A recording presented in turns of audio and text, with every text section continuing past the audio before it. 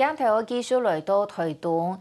央安置水灾嘅灾民嘉兰村民嘅总计划，开工1礼拜夜，按算2礼拜内要完成65户总计划。不过更加让5间屋完成基本嘅架构，故所有人睇疑户也嘅施工嘅效率。审判呢，世界展望会也加加出来澄清。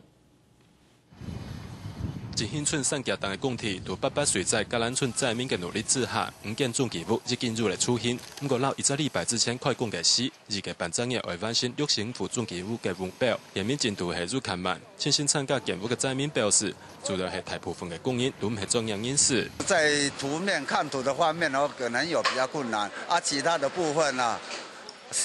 应该都没有问题啦。外界对总计划工厂进度嘅疑惑，申办单位世界展望会表示。 用自工大件嘅方式，本属在乎亲身参加总计划嘅特件，除咗本期登入基本宪法条件，年纪3期用心力之外，还有训练灾民停业转仓嘅目的，故所度施工初期，停操为用较多嘅时间来训练。我们希望说，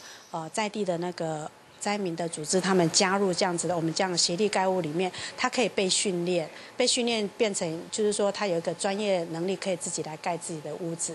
另外，考量建体体积、老体倾嘅问题，世界展望会表示，如做得到长期内解决，故所希望外界唔使入冲多嘅迷糊。下個新聞，張俊推動報道。